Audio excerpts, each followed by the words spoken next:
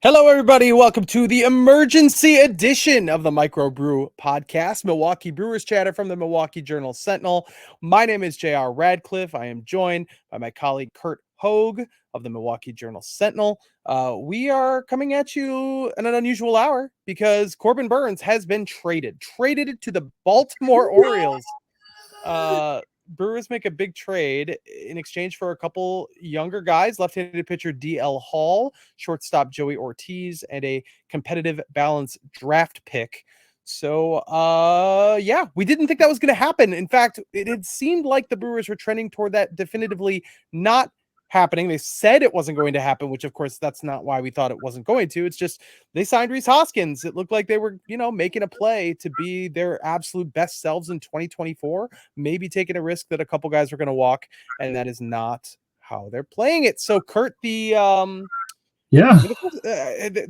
a couple questions. Why now is one question, I suppose, given that it sure seemed like they had made up their minds. I suppose there's enough offseason left where that's not the case. But what do you make of the trade? I guess, is this enough? We talked about how, Burnes is a free agent after the season. It probably makes sense for the Brewers to make this trade. The people are not impressed with the return. I think the return is interesting. I actually think it's adequate personally, but I'm not blown away. I don't think anybody is. So is this trade on its surface, does it seem like it fits a player of Corbin Burnes' caliber? Yeah, totally. I think the trade return, if you map it out on paper, it's always a dangerous thing to do. Or not on paper, on a spreadsheet, which is how these things are done. I think it tracks DL Hall, real upside. Joey Ortiz, not super flashy, but should be a good utility infielder for a while to come. And then the comp pick is valuable too. Like you saw the Brewers got Tyler Black at, I think, the 33rd pick, and the Brewers got the 34th pick in the draft. Mm-hmm. Josh Knoth was right around that spot last year in the draft. So you can get really good players, even though this year's draft is down quite a bit from last year, from what scouts are saying. But I don't think that the initial reaction to this trade is going to be about the return. I think it's about the fact that they traded Corbin Burnes. Well, sure. But if you're going to give up one of your best players, you can understand why people are like, well, that's it. I guess my point might be that, there's not a whole lot that in a return that would, I think, assuage the fact that they just traded Corbin Burnes. Yeah, I see what you're saying. Okay. Yeah. Now, the Orioles certainly have prospects that have the capability of smoothing over the whole Corbin Burnes was traded thing. Brewers did not get those guys. No. I've liked DL Hall as a prospect for a while from afar, but they didn't get Kjerstad. They didn't get Mayo. They didn't get Basayo, I think is how you say it. I'm not sure who else could have been available, but they didn't get those. Very similar to the Hader trade in this reason. The Padres, when they made that trade, had the best farm system in baseball. These guys are way better than I think the Hader return was. Oh, interesting. Okay. But I'm saying you're getting guys way down their prospect list, and you'd think, even for 1 year of a Cy Young winner, you would think, I don't know, a top 5 prospect in the organization at least. And, but these guys are top 4 in pretty much every system but Baltimore's. Okay. Yeah. Because they have Jackson Holiday, they have Basayo, they have all those guys. So yes, just think I say the return's not the thing you think about right away, and here I am sitting here talking about it. But I think at first glance, DL Hall would probably slot in maybe a little bit after Tyler Black, just because there's some serious risk of he's a reliever. He could be a really good reliever, but he could be a reliever. Mm-hmm. And then Joey Ortiz is probably, I might bump him a little below Robert Gasser. Yeah. So just a little contextualizing of that. But they traded Corbin Burnes. I think we all knew it was a real possibility coming into the winter, so it's not as much of a blindside as the Hader thing is. But there's still some real ramifications of this. And honestly, I think the reaction from people is a little more upset or tougher than I expected it to be. Yeah, what did you gauge from the polls? I do think it was a little tougher, but mostly because I think the reaction was to the return. To be honest, I think that it just isn't. The Hader trade happened once, and that return was underwhelming, and they can spin it however they want, saying that Esteury Ruiz turned into William Contreras. While that is true, on the surface, they didn't get a ton for Josh Hader, especially when you're considering it was a year plus of Josh Hader. This guy is more valuable than Josh Hader. He is Corbin Burnes. He's a starting pitcher. He's a Cy Young winner, and was still pitching at a very high level the 2 years since he won the Cy Young, and it is only 1 year. That is true. But I think it's fair to ask questions. Could they have gotten a package of this similar caliber at the trade deadline? I don't know. I don't know the answer to that. Could they have just ridden it out? Because what separated them from other teams was their starting pitching and their ability to use the defensive pitching in concert. And now they're sacrificing that thing that makes them special in a year where they just signed a first baseman who addressed the need they have. They've created a new need, and the guys they got are fine. It's just, and you knew it would always be a prospect exchange, but those guys are probably not going to be. Well, I shouldn't say that. They're going to be contributors to the big league club this year. So that is unique. I was going to say they're not going to be stars this year. It's possible DL Hall is unlocked as a very good starting pitcher, but like, they're not special anymore in starting pitching. You can't convince me that they are. So now what separates them from other teams? I guess that's no, a fair nothing. question. Nothing. I like the bullpen maybe, but we've talked about like bullpen volatility in past episodes, and also who's to say Devin Williams is still here. Like, yeah, out of starting pitching, out of offense, out of defense, out of bullpen might be the least important thing. Like, I think most people would say defense, but it's really easy to gloss over the importance of defense. Now, the Brewers are still probably pretty good at defense too. So they have the bullpen, they have the defense. But yeah, no, at first glance, this team doesn't have the starting pitching. They just don't. Like, there's no way around it. There's no way to sugarcoat it. Yeah, it's a weird position to be in. And it relies on Aaron Ashby getting healthy, which feels like a major question mark. It relies on Robert Gasser developing very quickly, a guy who has not yet made his major league debut, developing very quickly into a reliable starter, or DL Hall developing into a reliable Ashby starter. To be healthy and like hit his ceiling, which is possible. Yeah. Right. I mean, with like Ashby, let's say he's healthy. He hasn't lit it up at the big league level. He's struggled. You would look at that on paper and be like, oh.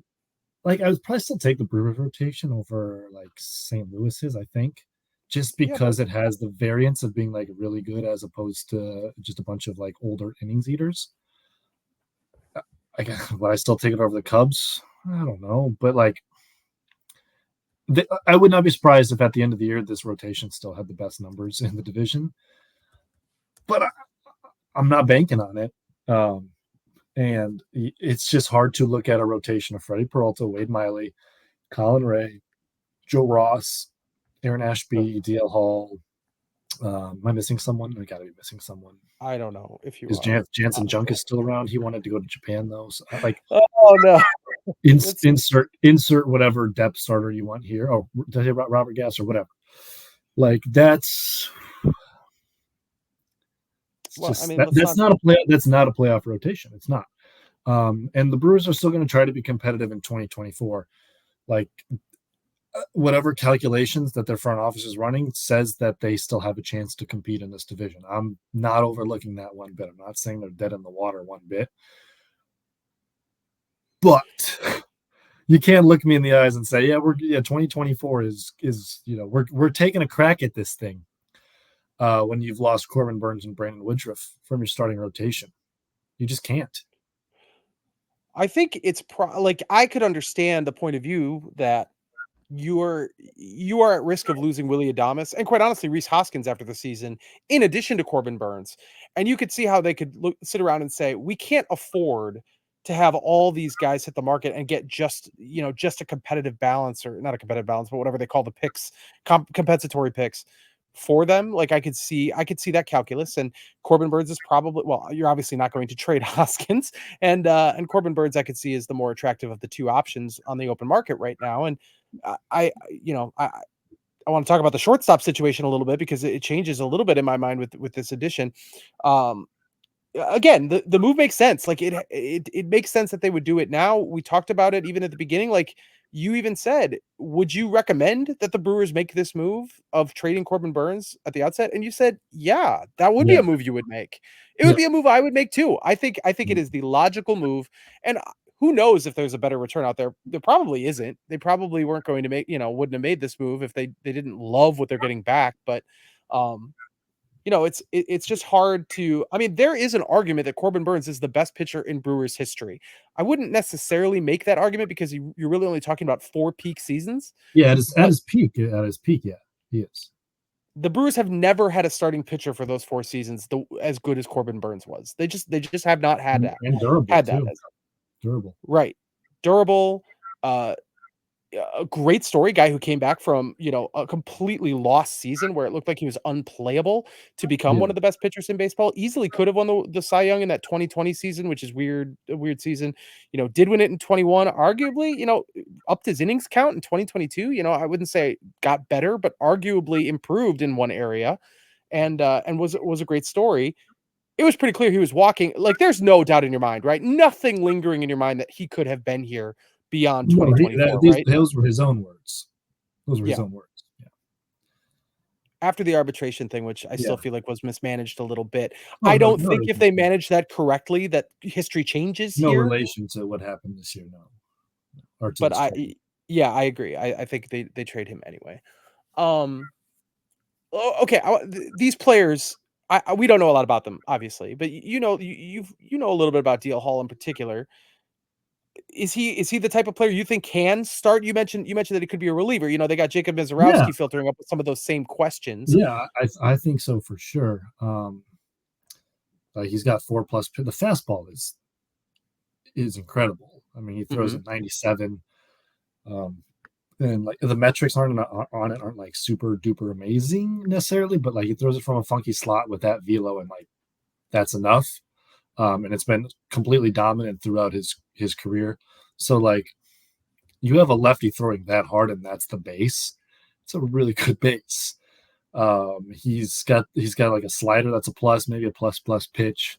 He also goes curveball, changeup. Like these are all good pitches. Like he does not throw an average pitch.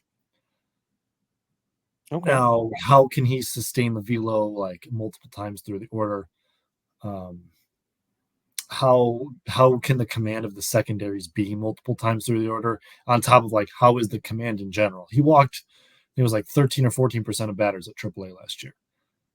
That is a serious ceiling limiter. Like you have to strike out like Blake Snell level guys to make up for that many walks. But the raw stuff is there, and it's like it really is a perfect match made in heaven of Brewers PD with a pitcher with raw stuff and like that fastball.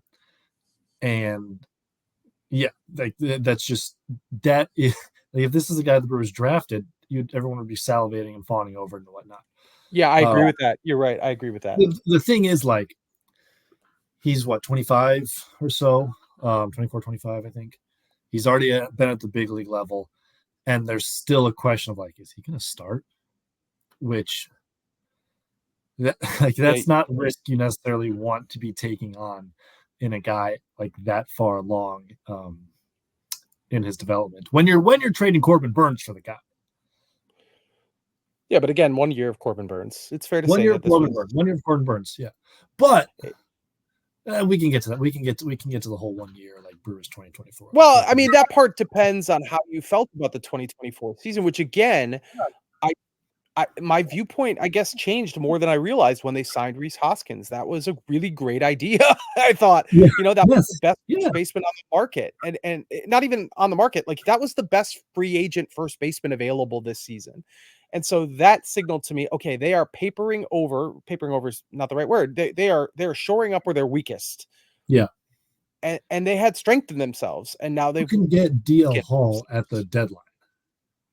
Or 100%. DL Hall adjacent, And maybe you have more. Well, I don't think you necessarily have more teams vying for Burnes' services at that point. I think it's. Well, you might.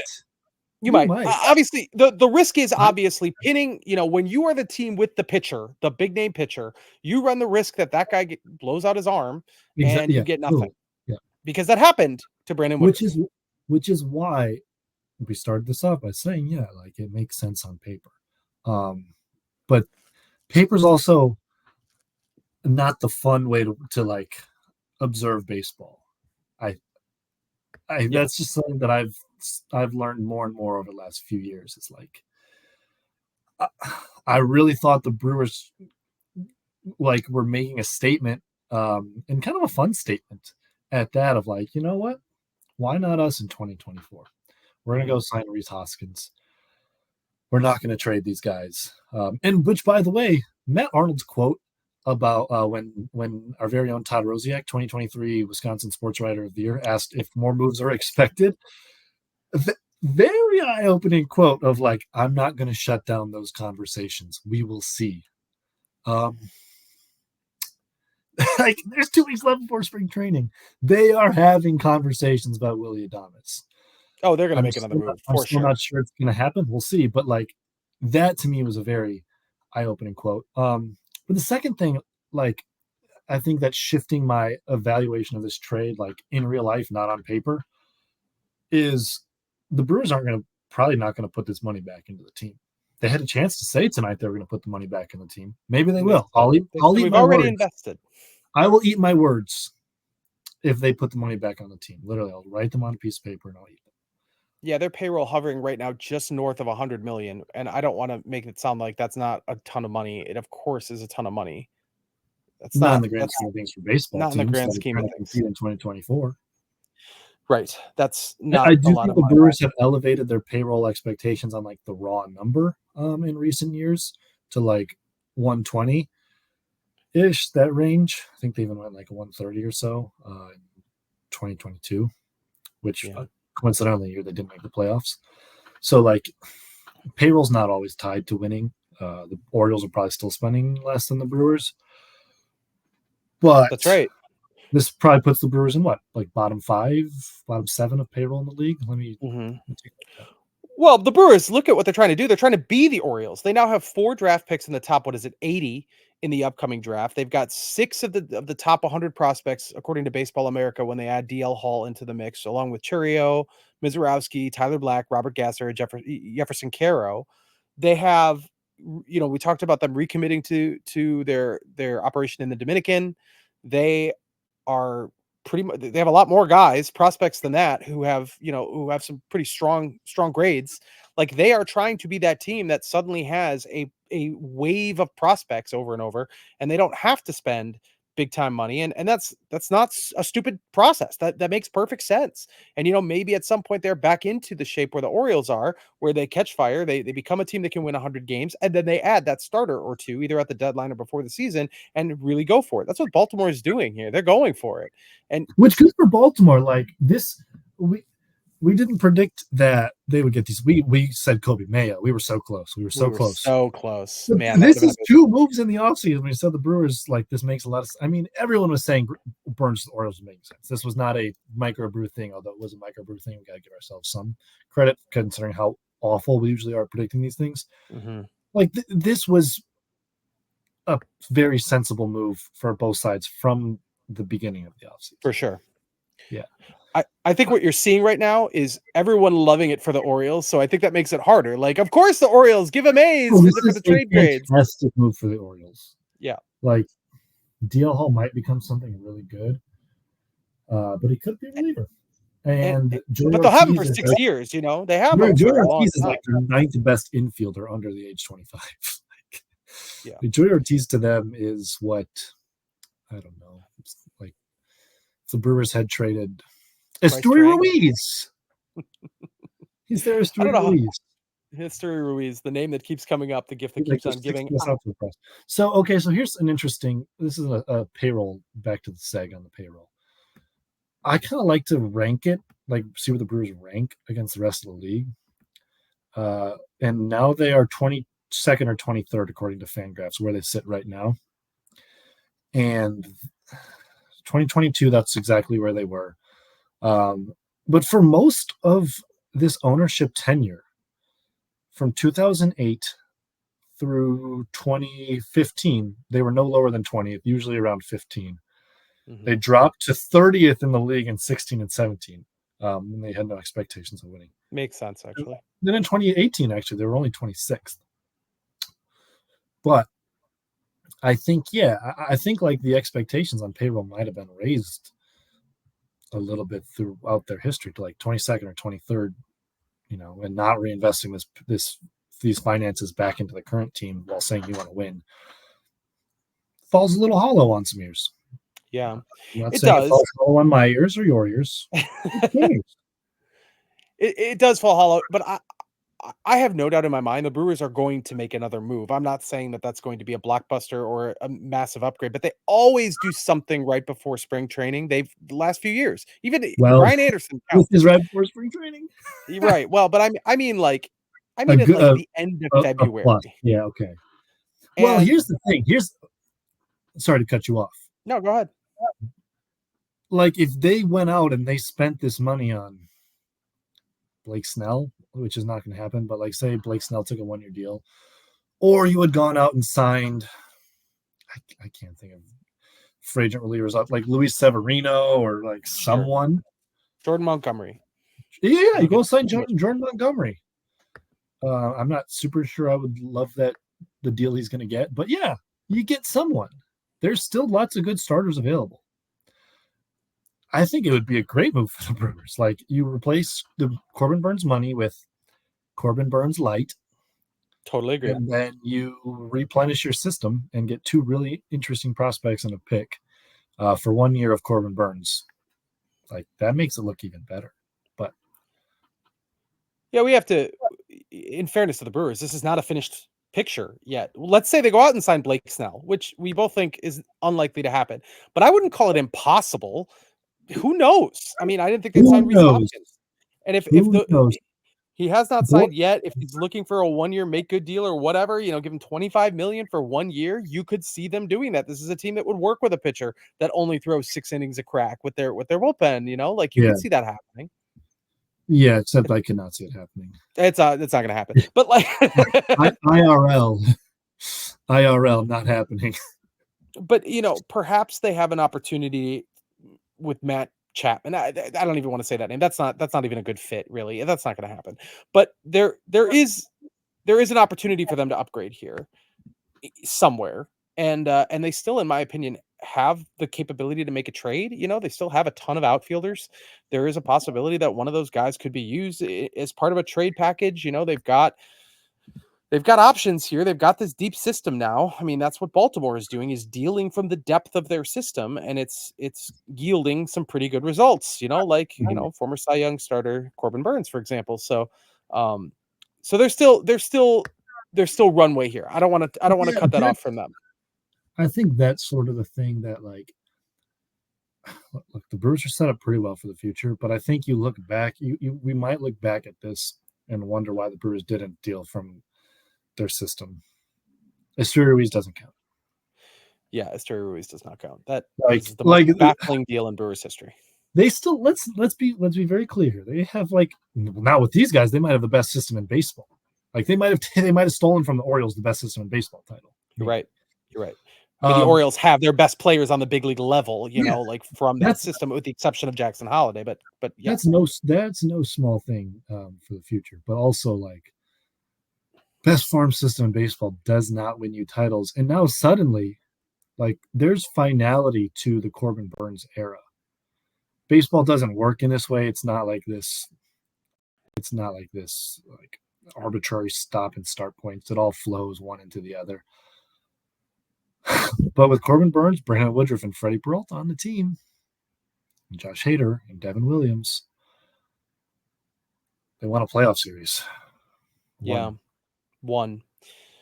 Let's talk a little more about win 2 now. They're going to go win 2 playoff series this year.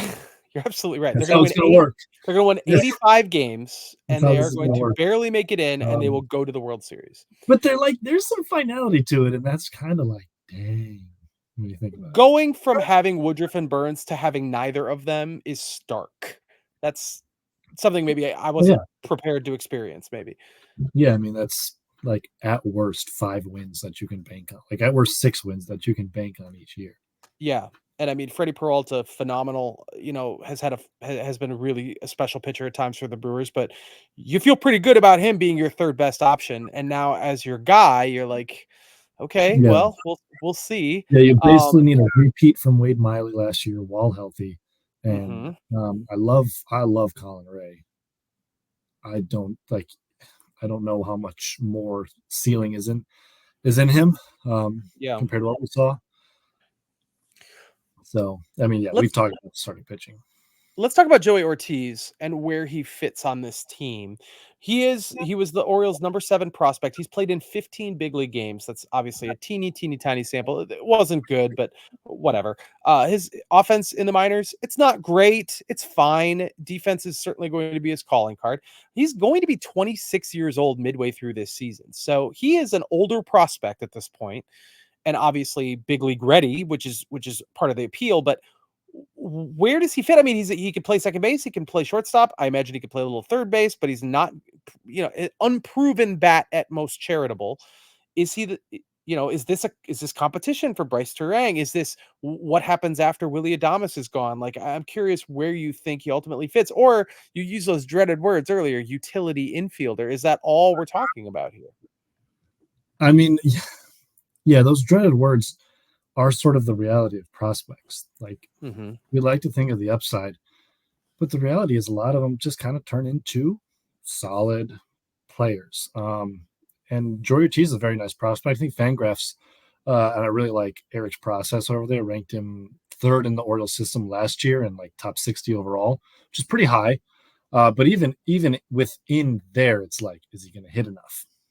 He didn't walk. Now, this is only like 32 plate appearances, but he did not walk once in the big leagues. If he's not gonna draw walks, I'm not sure the hit tool is good enough, and the power, the power is at best league average. I'm not sure that's going to be enough to like be a big league regular. Now, the glove is fantastic, and you can live with a lot less bat for the glove. But I am like, maybe this is just like a personal bias sort of thing, or anti-bias against prospects. When I hear glove first prospect, or like that's the highest graded tool, I do get a little bit of an alarm bell in my ear. That's probably a little bit of personal like preference, and that can burn you sometimes when like you see a guy that hits the ball really hard but swings and misses, and you're like, yes, that guy, I like that guy. That burns you too. So we'll see this year. He's got a chance to play third base, got a chance to play second base. Like, those spots are wide open on this team. I wouldn't be surprised if he's the everyday second baseman by May. It's just all going to come down to how much he can hit and like how well the plate discipline carries over, because he does have decent plate discipline. It's not like swing and miss at everything. It's just got to translate to the big leagues, that's a question.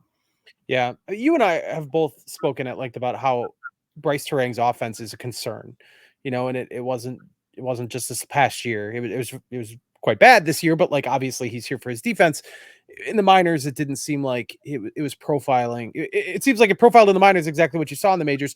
I'm trying to remember exactly what my impression was of his offense as a minor leaguer, what the numbers were kind of showing, and if Joey Ortiz is the same thing, or if like he is a better offensive projection. I don't remember. He's got a better track record through the minors.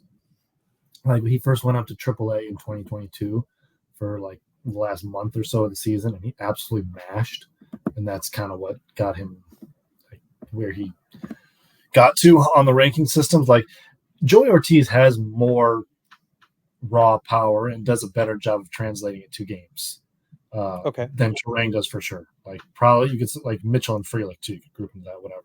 Tyler Black is probably a similar comp. He might even have more power. Like, it's there.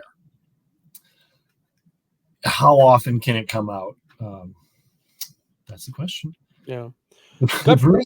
We talked about like the 9 guys between second base and third base, that it's like someone's gonna win the job, right?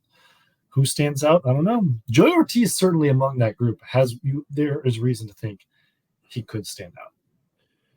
Man, can they just get somebody who can hit home runs to play third base? Is it so much to ask that somebody with a big bat can play third base for the Milwaukee Brewers?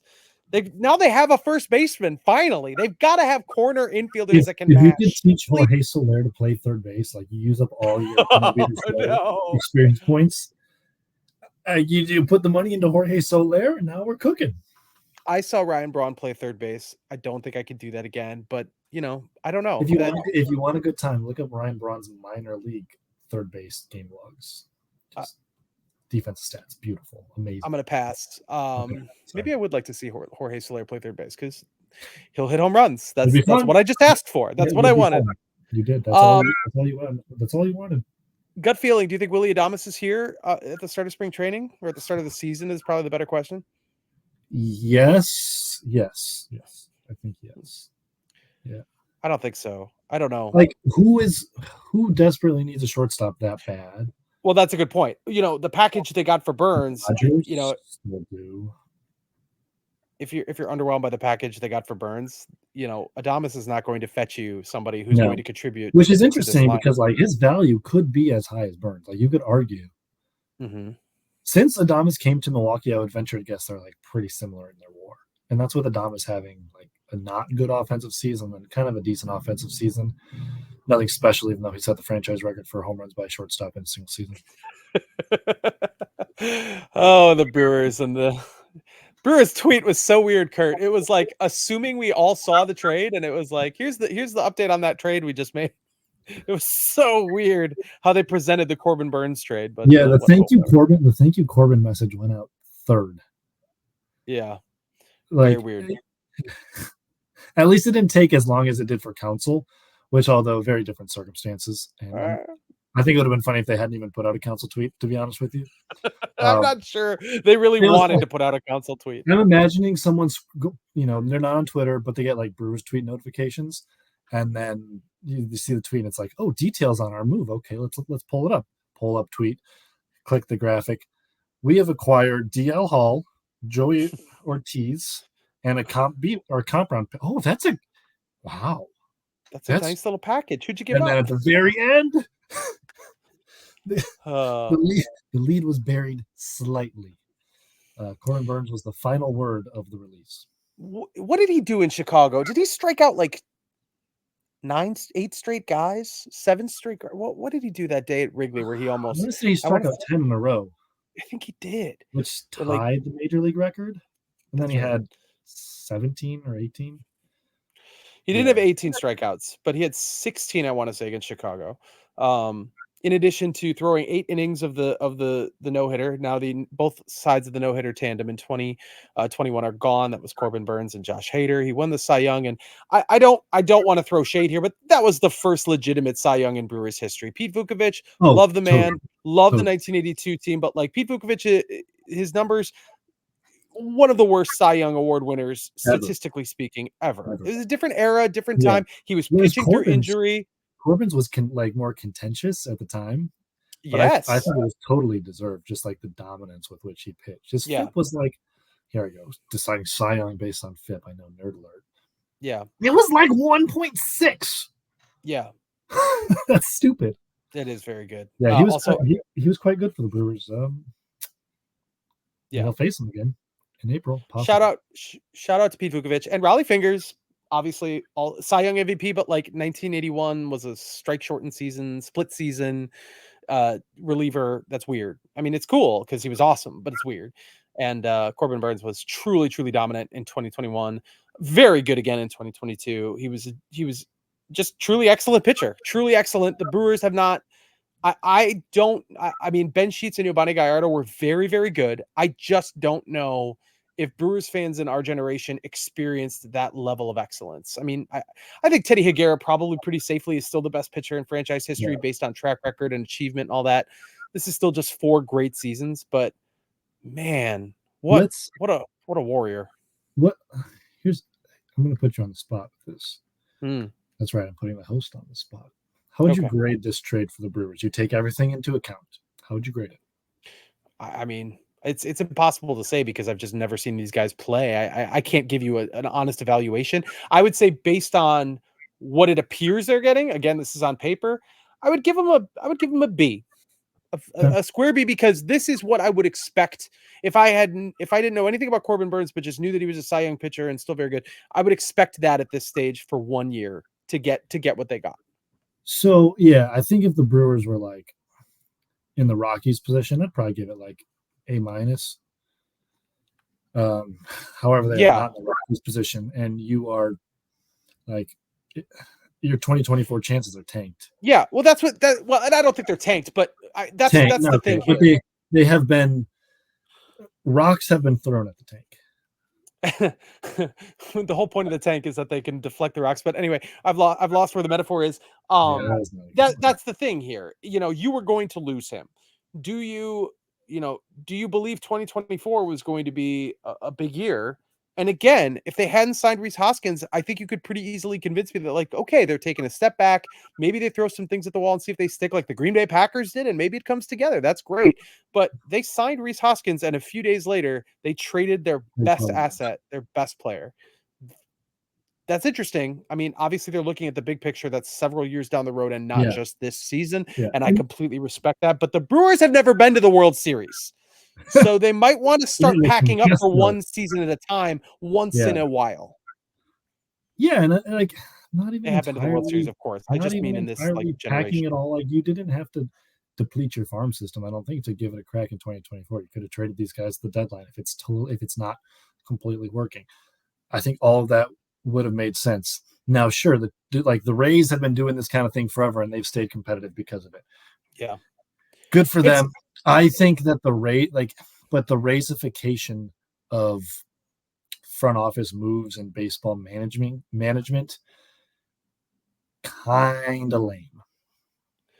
Yeah, it totally makes sense on paper, but like it was going to be kind of cool and interesting and intriguing and exciting at the very least to like see the Brewers do the thing that the math says they shouldn't do. Yeah. In case people didn't hear it, of course I know the Brewers have gone to the World Series. I'm just saying since the adult lives of most of us, most middle-aged folks life or your life. Well, technically I was a few months old when they went the first time. Oh, so, okay, so in your life. That's like me saying saying the Packers have won 2 Super Bowls in my life, which is true. Yeah. True. Obviously they've been once. They have not been back. They have not won a World Series. What was I going to say? Something kind I was going to say, but I don't remember. So I'm surprised as we've been having this conversation that I'm even that down on it, because I really thought it was fine. I thought it was adequate. The more, I think I'm talking you down on it, even though I'm sitting here saying like, yeah, it makes sense. But then I'm like, cowards. No, I'm not actually saying that. But I do think there's a really good chance that in 3 years, the Brewers are at the very top of baseball. I think there's a chance that in 3 years they're a very good team. It's just for sure. And you refer to the Rayification. I do think this team is modeling the way they do things after the Rays. I don't think that's, not only do I think it's prudent, but I think it can be fun. I mean, if your team goes to the playoffs or competes with the playoffs every year, like the Brewers have, that is fun. You'll find somebody to latch onto. The Rowdy Tellez's of the world will become the favorite player in town, and that's okay. It's okay to move on from your best players earlier rather than later. It is okay to do that. I think for me, it's a matter of wondering if there was a better deal out there. I probably not. I don't know. Well, I would guess there's not a better deal since that's the one they took. The system's great. The future's bright. I love a lot of these prospects. This is just the thing. It's like you kind of look at the Brewers right now and the young players that are proven. It's William Contreras, right? And I think maybe the couple of them might be at that level at the end of the year, but a couple of them will probably fall off. So, yeah, they're going to be compelling to watch this year, even without Corbin Burnes, because we'll have an idea how the future is set up. Yeah. Who is going to pitch for the Milwaukee Brewers in 2024? You, the fans. We still owe the listeners a preseason predictions podcast. We will get to that. We will still have that. Maybe next week we can dig that out. I figured it would be nice to wait because we still don't know the final look of this roster. There's a long way to go, really. Even though it's just a couple weeks away from the start of spring training. So we'll be back with you very soon. We're gonna get going sooner than you know it. Here it's been a nice mild winter, and it's even warmer down in Arizona. So we will talk to you again very soon. Curt, thank you for joining me, man. Have a good night. Ta-da.